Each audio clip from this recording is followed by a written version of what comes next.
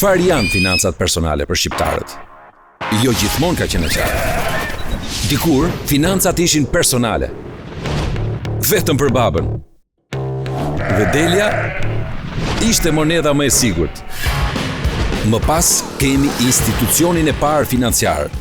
Por shqiptarët u abesonin lekët vetëm 2 shekut. Më vonë erdhi komunizmi. Financat, aq sa donte shteti. Personale, nëse donte fati. Vitet 90 rikthyen financat personale. Deri diku. Në ato vite, të gjithë kërkuan të kuptojnë çfarë ishte personale. Por edhe si të menaxhonin lekët sakt, të cilat deri vonë ishin herë të reja e herë të vjetra. Por në 2015 gjithçka ndryshoi. Një vizion i ri për paranë erdhi nga Estonia dhe Jute hapi dyert në Tiranë, duke i dhënë një forcë të re lirisë edhe në ditët më të vështira, nga Shqipëria deri në Ukrainë.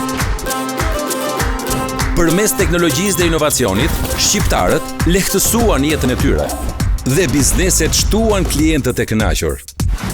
Një rrugtim vetëm nga telefoni yt. Tani lekët nuk janë më as të reja e as të vjetra.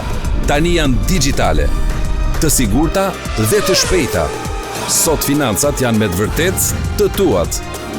Për çdo pasion, çdo dëshirë, çdo ëndër.